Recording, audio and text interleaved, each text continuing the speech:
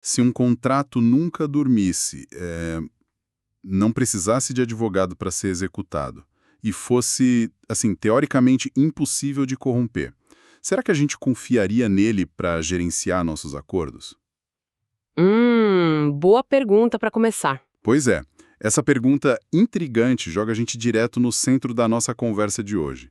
Contratos inteligentes, ou os famosos smart contracts. Exato. A gente reuniu aqui bastante material, artigos acadêmicos, fontes técnicas, umas discussões online, notícias, e o nosso objetivo é entender mesmo, sabe? O que são essas ferramentas, como elas operam, para que servem de verdade. E os limites, né? Que é super importante. Isso, e quais as implicações. É uma exploração mais a fundo, para quem já ouviu falar, mas quer, tipo assim, ir além do básico e pegar a essência da coisa. Perfeito. E olha, de forma bem direta, um smart contract é, na essência, um programa de computador. Um programa. Ok. Isso. Mas não um programa qualquer, tá? Ele é registrado numa blockchain, aquela tecnologia de registro distribuído, imutável, né? E ele foi desenhado para fazer uma coisa bem específica: Que seria? executar automaticamente as cláusulas de um acordo, assim que certas condições, que já estão lá definidas no código, são cumpridas. Ah, tá. Tipo um robô de contrato. É uma boa analogia. Pensa como um protocolo que se autoexecuta, sabe? Ele busca simplificar e garantir que o contrato seja cumprido, principalmente em ambientes digitais, onde talvez as partes não confiem uma na outra de cara. Entendi. E aí ele eliminaria a necessidade de um intermediário, tipo um banco, um cartório. Exatamente. Elimina ou reduz essa necessidade de um intermediário central tradicional. Ok, vamos desempacotar isso então. Essa ideia de automatizar acordo parece coisa super recente, né? Ligada a criptomoedas e tal. Mas você falou que não é bem assim. Não é tão nova, não. A ideia fundamental é bem mais antiga. A gente tem que voltar lá para os anos 90. Anos 90, sério. Sim, quando um cientista da computação e criptógrafo bem visionário, o Nick Szabo, cunhou o termo smart contracts. A visão dele era bem ambiciosa na época. E qual era a ideia dele? Era tipo transportar as práticas comerciais mais eficientes, mais seguras do mundo físico para o ambiente digital. Criar protocolos que permitissem que estranhos fizessem negócios complexos pela internet com segurança. Nossa, bem à frente do tempo dele. Totalmente. Ele até chegou a conceber um precursor interessante chamado BitGold, que já tinha umas ideias parecidas, mas faltava tecnologia para fazer acontecer, imagino. Exatamente. Foi uma daquelas ideias que ficou meio que na prateleira, sabe, esperando a tecnologia certa chegar. O ambiente tecnológico nos anos 90 não estava pronto. E quando que a chave virou? Foi com o Bitcoin. O Bitcoin, em 2009, foi um marco, claro. Provou que a blockchain era viável. Mas a virada mesmo para os smart contracts decolar veio com a plataforma Ethereum, lá em 2015. Ah, Ethereum. Essa sim é sempre associada a smart contracts. Sim, porque ela foi projetada desde o início para isso, para ser mais que uma moeda digital. Foi pensada como um computador mundial, capaz de rodar esses smart contracts. Ela deu a infraestrutura que faltava para eles se popularizarem e ganharem aplicações práticas de verdade. Entendi a origem, faz sentido. Mas e o funcionamento na prática? Como esse código vira um contrato que se executa sozinho? Olha, a analogia clássica, que o próprio Szabo usou e que aparece muito por aí, é a da máquina de vendas automática. Aquelas de refrigerante, salgadinho. Sei. A vending machine? Isso, é um exemplo simples, mas pega a lógica essencial.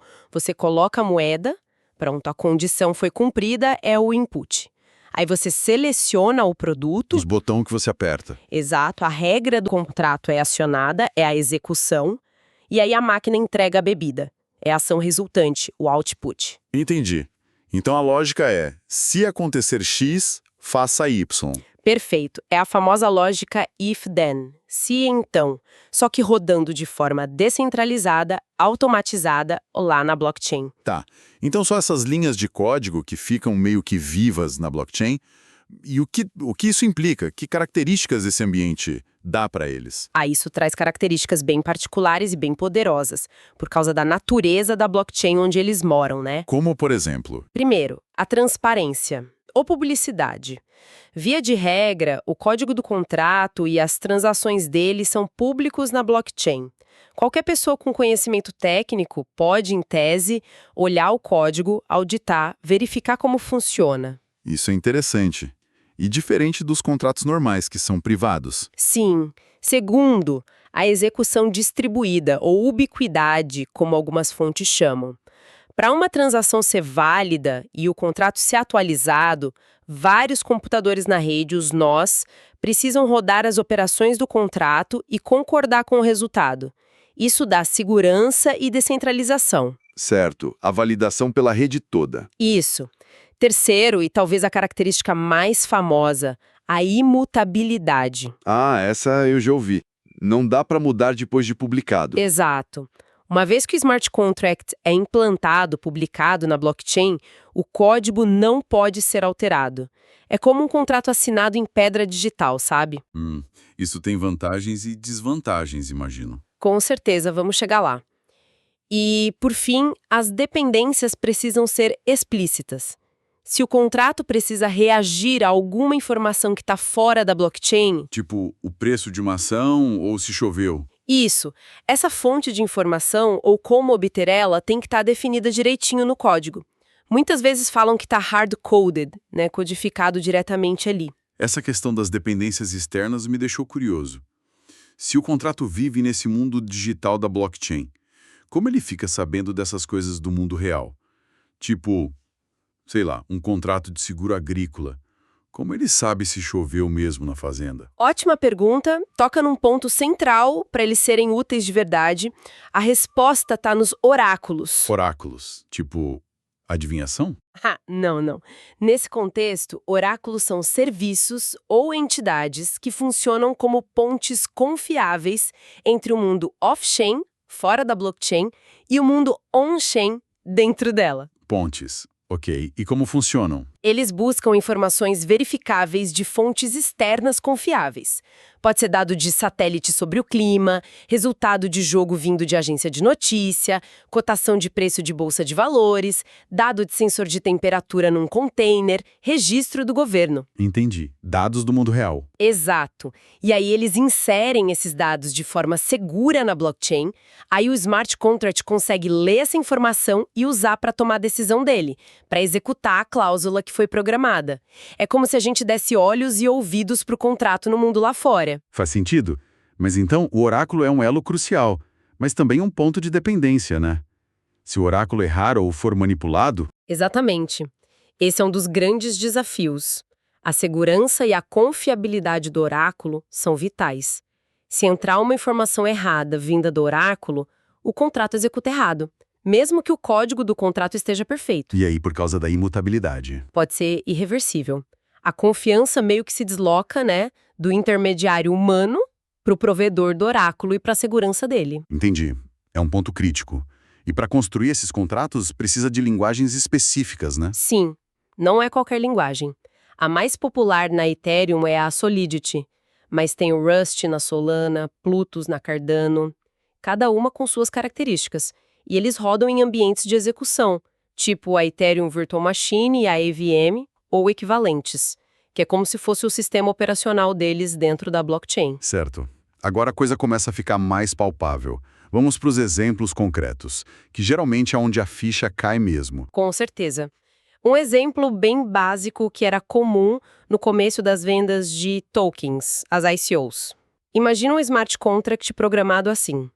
Se ele receber um Ether, a cripto da Ethereum, no endereço dele, Ok.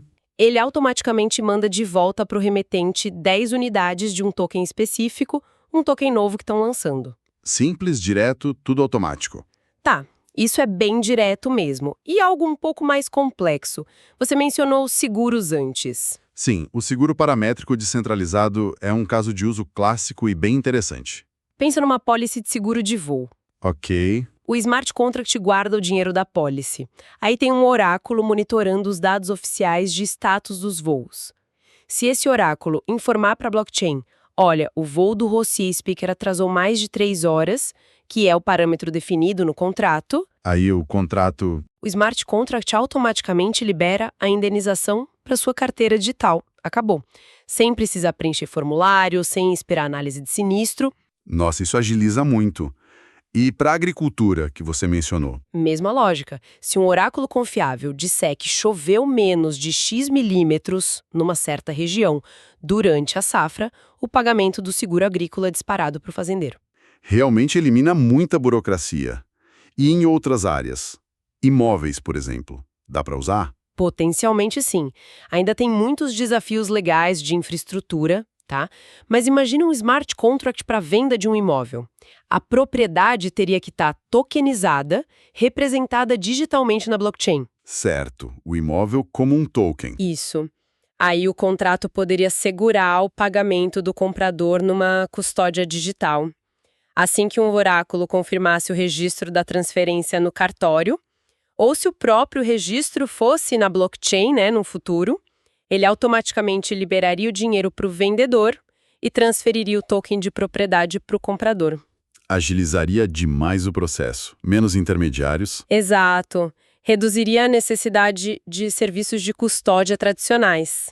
Parece bem promissor. E no nosso dia a dia, tipo, um contrato de aluguel, daria para automatizar? Também é um caso de uso interessante. Um smart contract poderia, por exemplo, automatizar o recebimento do aluguel todo mês. E se atrasar? Se o pagamento não for detectado na data certa, ele poderia aplicar a multa prevista no contrato, automaticamente. E no final do contrato, se sensores na propriedade, ligados via oráculo, confirmassem que está tudo ok, sem danos, contas pagas, o contrato poderia liberar a caução de volta para o inquilino. Uau! Isso evitaria muita briga, hein? Pois é, elimina muita fricção, muito potencial de disputa nessas coisas mais mecânicas do contrato. O que eu acho fascinante é a amplitude de aplicações que você está descrevendo. Onde mais eles estão sendo usados? O campo mais quente, sem dúvida, é o de finanças descentralizadas, o DeFi. É quase um laboratório gigante para smart contracts. DeFi? O que exatamente entra aí? Bom, primeiro, as corretoras descentralizadas, as DEX, como o Uniswap, ou aquelas mais antigas que as fontes citam, Ether, Delta, IDEX. Nelas, os usuários trocam ativos direto das suas carteiras, usando smart contracts como intermediários, sem uma empresa no meio. Troca direta, peer-to-peer. Isso. Aí tem empréstimos e rendimentos automatizados. Você deposita criptoativos, o smart contract gerencia, você recebe juros, ou você pega emprestado, deixando outros ativos como garantia, tudo via código. Entendi. E stablecoins? Também. Muitas stablecoins, aquelas moedas que tentam manter o valor pareado com o dólar, por exemplo, usam smart contracts complexos com algoritmos e garantias para manter essa paridade. Leilões automáticos, é um ecossistema financeiro inteiro sendo construído em código. Mas espera aí. Se essas DEX são todas transparentes na blockchain, isso não abre brecha para manipulação? Eu li alguma coisa sobre front-running. Bem observado. É um dos grandes desafios do DeFi. O front-running acontece justamente por causa da transparência. As transações ficam visíveis na rede por um tempinho antes de serem confirmadas, né? Sim, no mempool. Exato. Aí um ator malicioso ou um bot programado para isso pode ver uma ordem de compra grande chegando para um certo ativo. Ele rapidamente envia a própria ordem de compra, pagando uma taxa de gás mais alta para passar na frente. Para ser processado primeiro. Isso. Compra o ativo um pouquinho mais barato e aí vende imediatamente para aquela ordem grande que chega logo depois, lucrando com a pequena diferença de preço que a própria ordem grande causou. É usar a transparência contra os outros usuários. Entendi. É uma corrida para ser mais rápido, explorando informação pública. Complicado. E fora DeFi, tem os NFTs, né? Os tokens não fungíveis. Como eles entram nessa história? Os NFTs são, na essência, um tipo específico de smart contract. Geralmente, seguem um padrão como o RC721 na Ethereum. Esse contrato faz uma coisa: ele registra quem é o dono de um item digital único. Uma arte digital, um colecionável. Exato. Uma obra d'arte, um colecionável, um terreno num mundo virtual, um item de jogo. O contrato garante quem é o dono e permite que essa propriedade seja transferida. E teve aquele caso famoso dos gatinhos, né? Que travou a rede. Ah, os CryptoKitties. Sim, em 2017. Foi emblemático. Era um jogo simples de colecionar e cruzar gatinhos virtuais, cada um único, registrado como NFT na Ethereum. Fez um sucesso absurdo. E aí? E aí que a demanda por transações para criar, vender, trocar gatinhos foi tanta que congestionou completamente a rede Ethereum. As taxas de gás foram para a lua. Teve gatinho virtual vendido por centenas de milhares de dólares. Surreal. Gatinhos digitais parando uma rede financeira. Pois é, parece piada. Mas foi um teste de estresse real para a rede. Mostrou na prática os gargalos de escalabilidade. Foi irônico, mas muito educativo. E além de registrar propriedade, o NFT pode fazer mais coisas? Sim, o smart contract do NFT pode ser programado para, por exemplo, pagar automaticamente royalties para o criador original toda vez que aquela obra for revendida no futuro. Isso é bem poderoso para artistas. Interessante. E além de DeFi e NFTs? Temos as DAOs, organizações autônomas descentralizadas. São grupos que se organizam e tomam decisões tipo como gastar o dinheiro de um projeto, usando votações registradas na blockchain, gerenciadas por smart contracts. A ideia é ter mais transparência e gestão coletiva. E na logística? Cadeias de suprimento. Também, smart contracts podem ser usados para rastrear produtos, desde a origem até o destino.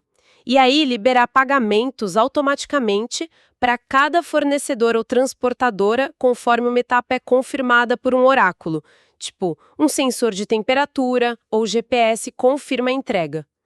Aumenta a eficiência, a confiança entre os parceiros. Nossas possibilidades parecem enormes. Gestão de direitos autorais, crowdfunding, votação. Exatamente. Gestão de identidade digital, até mesmo para a saúde. A lista de potenciais aplicações é bem grande. Parece um cenário de automação, eficiência, quase perfeito. Mas eu imagino que a realidade seja mais complexa. Você falou da imutabilidade como característica. Mas isso não vira um problema gigantesco se tiver um erro no código? Aquela máxima, código é lei, soa poderosa, mas também um pouco assustadora, não? Esse é o X da questão. É onde a promessa encontra a dura realidade. Código é lei significa exatamente isso. O contrato executa o que está programado, ponto final. Sem espaço para interpretação, para bom senso humano. O que é ótimo se o código for perfeito. Exato, se ele cobrir todas as eventualidades. Mas e quando tem um bug? Aí a imutabilidade vira uma faca de dois gumes. Corrigir um erro num smart contract que já está rodando na blockchain é, na maioria das vezes, ou muito difícil ou impossível sem tomar medidas bem drásticas. E já tivemos exemplos disso dando muito errado, certo? Infelizmente, sim. E casos que abalaram bastante a confiança na tecnologia logo no começo. O mais famoso, acho, é o The DAO Hack, lá em 2016. The DAO, eu lembro vagamente disso. Era um fundo de investimento? Realizado, pioneiro na Ethereum, todo gerenciado por smart contracts. Acontece que tinha uma falha sutil no código, uma vulnerabilidade chamada reentrância. Reentrância? O que é isso? Basicamente permitia que um atacante pedisse múltiplos saques de dinheiro antes que o saldo do contrato fosse atualizado corretamente. Ele enganava o contrato para pagar mais do que devia de novo e de novo. Nossa! E o que aconteceu? O resultado foi que uns 50 milhões de dólares em Ether foram desviados para um outro contrato, controlado pelo hacker. Foi um desastre. Caramba! E como resolveram, se o código era imutável? Aí que tá. Foi uma decisão extremamente controversa. A comunidade Ethereum, depois de muito debate, decidiu fazer um hard fork. Um hard fork? Dividir a rede? É uma atualização radical que, na prática, reverteu as transações do hack, devolveu os fundos. Só que isso quebrou a própria filosofia da imutabilidade, né? E dividiu a comunidade. Foi aí que nasceu o Ethereum Classic, que é a rede que manteve a blockchain original, com o hack e tudo. Entendi. Quer dizer, no fim das contas, a intervenção humana ainda pode reverter o código. Mas com um custo enorme. Altíssimo. Custo social, técnico, mostrou que o código-lei tem limites, ou pelo menos que a comunidade pode decidir ignorar essa lei em casos extremos. E não foi o único caso grave. Teve o bug da carteira Parity em 2017. Parity? Que houve? Uma vulnerabilidade numa biblioteca de código. Era um código reutilizado por muitas carteiras de múltiplas assinaturas, aquelas que precisam de várias aprovações para liberar fundos. Um usuário, aparentemente por acidente, conseguiu se tornar dono dessa biblioteca e a congelou. Congelou. E as carteiras que usavam? Ficaram inutilizáveis. Centenas de milhões de dólares em Ether ficaram bloqueados para sempre. Ninguém mais conseguia acessar. Isso mostrou o risco de usar código de terceiros sem auditoria rigorosa e alguns perigos de configurações padrão em linguagens como a Solidity. Que tenso. E tem outros tipos de ataques, né? Sim, tem erros de cálculo com números muito grandes ou pequenos, o overflow, underflow. Tem a manipulação da ordem das transações, que a gente falou no front-running. Programar smart contracts seguros é difícil, de verdade. Exige muito conhecimento, muito teste, auditoria independente, e tudo isso custa caro. Além dos bugs no código, aquela dependência dos oráculos também me parece um calcanhar de Aquiles, né? Sem dúvida.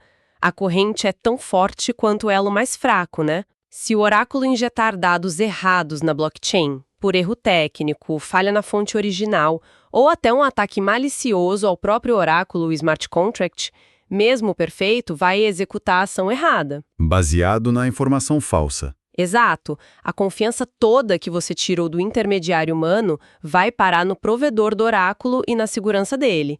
É um ponto de vulnerabilidade central. E os custos? O caso dos CryptoKitties mostrou que usar a rede pode ficar bem caro. Sim, os custos de execução, o tal do gas na Ethereum e taxas parecidas em outras redes. É uma coisa bem prática para se pensar. Cada operaçãozinha dentro de um smart contract, guardar um dado, fazer um cálculo, enviar uma transação consome gás. E o preço desse gás flutua com a demanda da rede. Então, se a rede está congestionada, Fica caro. Contratos muito complexos ou redes muito cheias podem tornar a execução cara demais, inviabilizando certos usos. E isso também abre brecha para ataques de negação de serviço, os DOS. Um atacante pode, sei lá, inundar um contrato de leilão com transações inúteis só para gastar todo o gás disponível e impedir que lances de verdade sejam processados a tempo. complicado. E tem outra coisa, a rigidez. Contratos no mundo real são cheios de nuances, né? Termos como melhores esforços, boa-fé, cláusulas que permitem renegociar se tudo mudar. Como um código binário CX, então Y lida com isso? Ele não lida bem. Essa é uma das maiores limitações, eu diria. A lógica estritamente formal dos smart contracts tem uma dificuldade enorme em capturar a subjetividade, a flexibilidade, a necessidade de interpretação que muitos acordos humanos têm. Como você programa agir de boa-fé? Impossível, né? E como um contrato prevê e reage a eventos totalmente inesperados? Uma pandemia global, uma mudança radical na lei, coisas que no direito tradicional, aqui no Brasil, por exemplo, com a teoria da imprevisão, força maior, onerosidade excessiva, permitiriam revisar ou até acabar com o contrato. O código não tem essa flexibilidade. Nenhuma. Para contratos muito complexos, de longo prazo, ou aqueles que a gente chama de contratos relacionais, que dependem muito da confiança mútua e de adaptação ao longo do tempo, os smart contracts puros podem ser inadequados, ou até perigosos, por serem tão inflexíveis. Isso leva direto para os desafios jurídicos, então. Se o código executa cegamente, o que acontece se ele, sei lá, violar a lei do mundo real? Aí a gente entra num campo minado, né? Primeiro, a questão da validade. E se um smart contract for feito por um menor de idade? Ou se o objeto for ilícito, tipo um contrato para cometer um crime? O código não vai saber disso. Ele executa. Exatamente.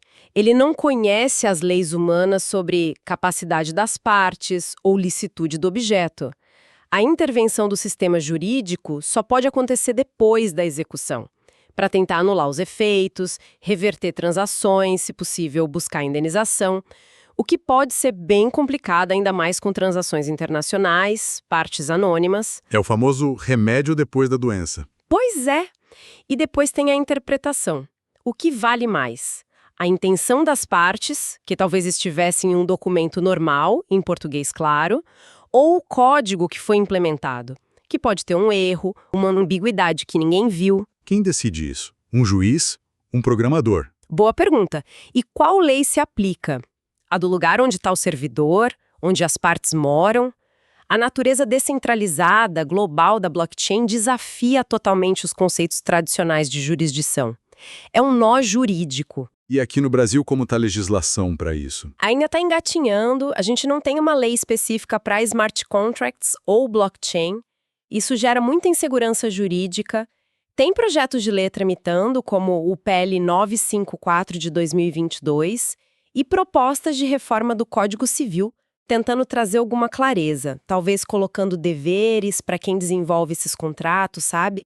Garantir segurança, conformidade com a lei. Mas ainda é cedo. E a LGPD, a Lei Geral de Proteção de Dados? Como fica com a imutabilidade da blockchain? Outro problemão. Como conciliar a transparência e a imutabilidade da blockchain, onde tudo fica registrado para sempre, com o direito que a LGPD dá para as pessoas de ter seus dados apagados, por exemplo. É um conflito direto e ainda não tem resposta clara. Ufa. É bastante coisa para digerir. Então, assim, resumindo a ópera, smart contracts são ferramentas poderosas de automação, sim, têm potencial para trazer eficiência, segurança em cenários bem específicos, mas estão longe de ser a solução mágica para tudo ou de substituir completamente os contratos normais e o sistema legal. Exato. Aquele hype, né, de que vai acabar com os advogados, parece bem exagerado pelo que você está falando. Com certeza exagerada, eles são uma ferramenta nova, potente, que entra no nosso arsenal. Não uma substituição completa de tudo. Os benefícios existem, são reais, automação, redução de custo de transação, transparência em certos casos. Mas as desvantagens são igualmente significativas. A rigidez, os riscos de segurança do código, a dependência crítica dos oráculos, a complexidade, as lacunas legais. Tudo isso tem que ser pesado. E eles não eliminam a necessidade de confiança, então? Empresa, você passa a ter que confiar no código, nos oráculos, na plataforma blockchain em si. E definitivamente eles não eliminam a necessidade do direito, da intervenção do juiz, que muitas vezes vai ser necessária depois que o código já rodou, para lidar com falhas, injustiças ou situações que o código simplesmente não previu ou não pode resolver. Então o caminho seria um uso mais cirúrgico? Eu acho que sim. Um uso criterioso, focado nas aplicações onde a lógica é bem clara, bem definida e onde os benefícios da automação realmente superam os riscos da rigidez. E isso exige muito cuidado. Boas práticas de desenvolvimento, auditorias de segurança rigorosas. E talvez misturar as coisas. Executáveis em código, para partes mais objetivas, mais mecânicas do acordo, e cláusulas em linguagem natural, normal, para os aspectos que precisam de flexibilidade, de interpretação, de adaptação humana. Faz todo sentido. Então, recapitulando aqui nossa exploração. Smart contracts são esses programas na blockchain que automatizam a execução de acordos baseados em condições pré-definidas. Eles oferecem ganhos de eficiência, podem aumentar a segurança em várias aplicações e são um pilar importante da chamada Web3 e do DeFi. Isso. Porém, eles vêm com um pacote próprio de desafios. Técnicos como vulnerabilidades no código, dependência de oráculos, custos de execução, ilegais validade, interpretação, jurisdição, falta de lei específica, conflito com leis como a LGPD. Exatamente. Usar eles exige entender bem tanto o potencial quanto as limitações. E aqui, claro, agradecemos muito as fontes que deram base para essa nossa análise tão rica. E vale reforçar, né? É uma tecnologia que está em plena evolução. O ecossistema está aprendendo com os erros, está desenvolvendo ferramentas melhores, linguagens mais seguras, buscando soluções para os desafios que a gente comentou. Mas ela não opera num vácuo. Não substitui a confiança humana. Não substitui a necessidade fundamental de confiança nas relações, sejam humanas ou comerciais, e nem a importância de ter um arcabouço legal, leis fortes e adaptáveis que consigam acompanhar e regular essa nova realidade digital. Perfeito. E para fechar, fica a provocação para quem nos ouve refletir. Com todos esses benefícios e riscos que a gente discutiu, será que a gente está realmente pronto como sociedade para um mundo onde cada vez mais código é lei? Uma ótima pergunta para se pensar. É um debate que está só começando, né? E vale muito a pena continuar acompanhando.